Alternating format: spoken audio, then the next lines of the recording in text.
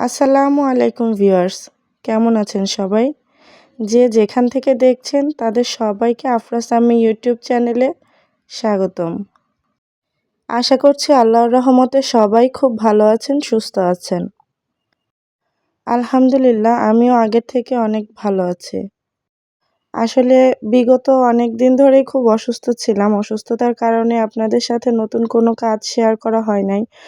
অনেকেই আমাকে জিজ্ঞেস করেছেন যে আসলে কি হয়েছে আপু, নতুন কোনো ভিডিও কেন আপনি আপলোড করছেন না? নতুন কোনো ডিজাইন কেন আমাদের সাথে শেয়ার করছেন না?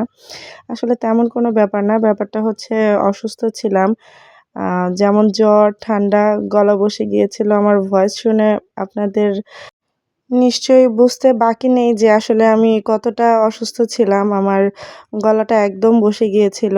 ভয়েসটাই পুরো চেঞ্জ হয়ে গিয়েছিল। যে কারণে আসলে কোনো কাজও করা হয়নি। আর যেটুকু টুকটাক করতে পেরেছি মানে ভয়েস দেওয়ার মতো আসলে একদমই আমি ক্যাপেবল ছিলাম না। এই কারণেই নতুন কোনো ডিজাইন বা কাজ আপনাদের সাথে শেয়ার করা হয়নি। তো যাই হোক, আল্লাহর রহমতে আগের থেকে অনেকটাই সুস্থ আছি। আর নতুন একটা বেবি ড্রেসের ডিজাইন আপনাদের সাথে শেয়ার করতে এসেছি। আশা করি আপনাদের ডিজাইনটি খুব ভালো লাগবে। আমি এখানে একদম টুকটুকে লাল কালারের একটি বেবি ড্রেস মেক করেছি।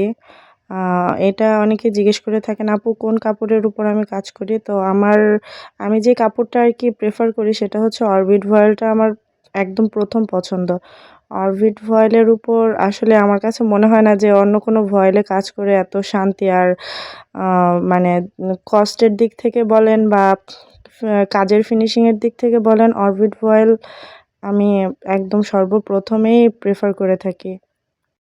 তো এই লাল কালারের বেবি ড্রেসের উপর আমি এখানে কয়েকটি কালারের কম্বিনেশনে কাজ করেছি। যেমন এখানে ভেতরে যেই আমি ব্যাক স্টিচগুলো দিয়েছিলাম আপনার সেটা মূলত আপনার আ মানে একদম ক্রিম কালারের একটা সুতা। এখানে সাদা মনে হচ্ছে কিন্তু সাদা না, অনেকটা অফ হোয়াইট, কিন্তু অফ হোয়াইটও না, অফ হোয়াইটের মতোই আ ক্রিম কালারের একটা সুতার আমি কাজ করেছি। তো ব্যাক স্টিচ 4 এর সাথে আমি ছোট, ছোট কয়েকটা চুমকি বসিয়ে নিয়েছি। যে কারণে কাজের ফিনিশিংটা মানে আমার কাছে আরো বেশি সুন্দর লাগছে। আপনাদের কার, কার কাছে কেমন লাগছে সেটা আপনারা আমাকে কমেন্ট করে জানাবেন অবশ্যই। আমার কাছে ভালোই লাগছে যে চুমকিগুলো দিয়ে ব্যাক স্টিচ 4 এর এই বক্স তৈরি করার যেই মানে প্যাটার্নটা আর এর ভেতরে ছোট, ছোট ডিজাইনগুলো আ তো আপনারা দেখতে থাকুন, একদম শেষ পর্যন্ত দেখতে থাকবেন। পুরোটা না দেখে কিন্তু কেউ যাবেন না, আপনাদের কাছে অনুরোধ থাকলো। তো আপনাদের সাথে কথা বলতে, বলতে আমার এখানে ডলারের কাজটাও প্রায় শেষ হয়ে গেছে। আপনারা নিশ্চয়ই খেয়াল করে দেখেছেন যে ডলারটা আমি কিভাবে বসিয়েছি। এখানে আমি বাসন্তী কালারের একটি সুতা নিয়েছি। বাসন্তী কালার আর কমলা কালারের অ্যাকচুয়ালি মানে শ্বেত সুতা যেটাকে বলে লাচ্ছি সুতাই। কিন্তু লাচ্ছির ভেতরে যে শ্বেত সুতাটা হয় সেই সুতাটা দিয়েই আমি কাজ করছি। অনেকেই আমাকে জিজ্ঞেস করে থাকেন যে রেশমি সুতা দিয়ে কাজ করলে কেমন হবে? রেশমি সুতার ফিনিশিংটা কেমন হবে? আ আসলে রেশমি সুতাই, আর লাচ্ছি সুতা বা সুন্দরী সুতা মানে ২ টাই একদম ডিফারেন্ট। ২ টার ফিনিশিং বা ২ টার লুকআপ যেটাই বলেন, ২ টা একেবারেই ২ রকম। তো আপনারা ২ টা সুতা দিয়েই কাজ করতে পারেন। যেমন অনেকেই আছে যে লাচ্ছি সুতো দিয়ে বেশি কমফোর্ট ফিল করে কাজ করতে। আবার অনেকে আছে যে না, রেশমি সুতা দিয়ে বেশি কমফোর্ট ফিল করে। তো সেই ক্ষেত্রে দেখা যায় যার যেমন সুবিধা সেই সুবিধা মতোই আরকি সুতা দিয়ে কাজ করবে। তবে আমি দুটো সুতোই খুব পছন্দ করি। ২ রকমের সুতা দিয়েই আমি কাজ করছি। আ তো ভবিষ্যতে দেখি আপনাদের সাথে রেশমি সুতার কাজও আমি শেয়ার করার চেষ্টা করব। তো এই তো এখন আমি গুজরাটি সেলাই করব। এই যে ছোট, ছোট যে গুজরাটিটা মানে সেলাইটা দেখতে পাচ্ছেন, এটাকে গুজরাটি সেলাই বা সিন্ধি সেলাই বলে থাকে। হ্যাশের মতো চিহ্নটা অনেকটা, এই হ্যাশের মতো চিহ্নটা কলম দিয়েই মানে বক্স, বক্স আকারে এঁকে তারপর হচ্ছে আমি মানে ছোট যে গুজরাটিটা একদম ফার্স্ট বিগিনার যারা তাদের জন্য এই গুজরাটি সেলাইটা আসলে একদম পারফেক্ট। এটা দিয়ে আপনারা শুরু করতে পারেন, এটাই আগে শিখতে পারেন। সেলাইটা খুব একটা কঠিন না। আপনারা যদি মানে কয়েকবার ভালোভাবে দেখে ভালোভাবে কয়েকবার প্র্যাকটিস করেন তাহলেই পেরে যাবেন।